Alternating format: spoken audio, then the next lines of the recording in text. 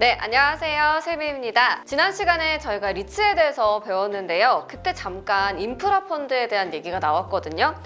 맥커리 인프라 그것도 리츠. 아니에요. 그거는 인프라 다른데 성격은 많이 비슷하죠. 제가 듣기로는 이 인프라 펀드도 부동산과 관련된 곳에 투자를 하는 거다라고 들었는데, 그래서 이게 어떻게 리츠와 다른 건지 오늘 자세히 알려주신다고 합니다. 부사장님 안녕하세요. 네, 안녕하세요. 리츠에 대해서 복습까지 철저히 하신 것 같아요. 티가 팍팍 납니다. 영상 보면서 네. 복습했죠.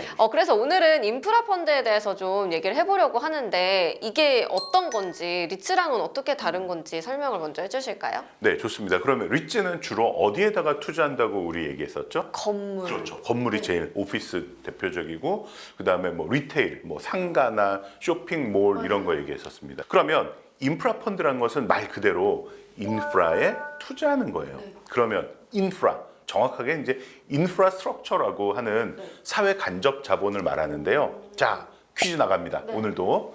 사회 간접 자본에는 어떤 것들이 있을까요? 예를 3개 들어보시죠. 세 개예요? 네네네. 지난 시간에 도로 도로 맞습니다. 얘기를 해주셨고요. 네. 도로만 얘기해 주셨잖아요. 차가 다니는 게 도로니까 열차가 다니는 그런 철도 이런 것도 포함이 되고요. 또 길을 뚫다 보니까 산이 나왔어요. 터널. 그렇죠. 터널도 있고요.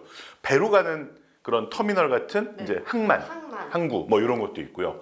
또 다리와 답이 나왔네요. 다리, 교량, 그렇죠. 이런 것들은 이제 사회적 간접 자본이라고 하는데 여기에다 투자를 하는데 생각해 보니까 도로, 터널, 교량 이런 거는 사실은 누가 무슨 돈으로 지어야 될까요? 정부가 그렇죠. 우리의 세금으로. 맞습니다. 맞습니다. 세금으로 정부 또는 지방자치단체에서 짓는 것이 원칙인데 세금에 이제 재원의 한계가 있고요. 또 너무 지어달라는 데도 많고 하다 보니까 아주 필수 불가결하고 굵직굵직한 것은 정부에서 세금으로도 하는데 여기는 그냥 민간 자본이 들어와서 너희들이 도로를 놓고 여기서 뭐를 좀 받아가면 어떻겠니? 통행료를. 그렇죠. 통행료를 받아가라 하는 차원에서 일종의 민자 유치를 하는 거죠. 그래서 이것을 나도 돈이 이렇게 목돈은 없는데 여기에다가 같이 소액을 모아서 적은 돈씩 모아서 큰 돈. 왜 우리 지난번에 1000명이 1000만 원 내면은 100억이라 그랬잖아요. 건물 살 수 있다고. 맞아요. 예. 그런 것처럼 조금 더 많은 사람들이 모이면 도로도 뚫을 수 있고요. 터널도 뚫을 수 있습니다. 가장 결정적인 것은 여기서 무엇을 받는다? 통행료. 그렇습니다. 예. 그러니까 사실 차이가 좀 나왔죠. 리츠는 주로 어디다 투자한다고요? 오피스나 뭐 리테일. 인프라 펀드는 어디에 투자한다고요? 인프라스트럭처. 그래서 뭐 도로, 교량, 터널 이런데. 자, 리츠는 주로 뭘 받아요? 그래서 월세. 그렇죠. 하지만 이 인프라 펀드는 주 수익원이 뭐다? 통행료. 그렇죠. 통행료입니다. 그래서 이게 가장 큰 차이고 좀 차이 아시겠죠?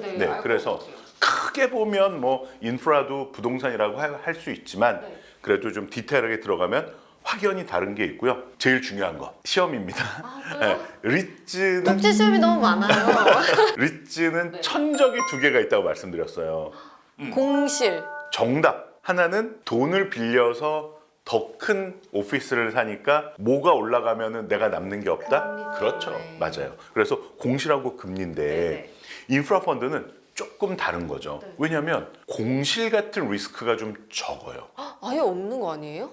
그런데 예를 들면 코로나 사태 같을 때 차들이 생각보다 많이 안 다녔잖아요. 그러니까 그런 아주 특이한 경우를 빼면은 오피스의 공실률보다는 이런 공실이 날 우려가 상당히 적은 게 특징이고요. 그 다음에 리츠에 비해서 그렇게 빚을 많이 지지 않아요.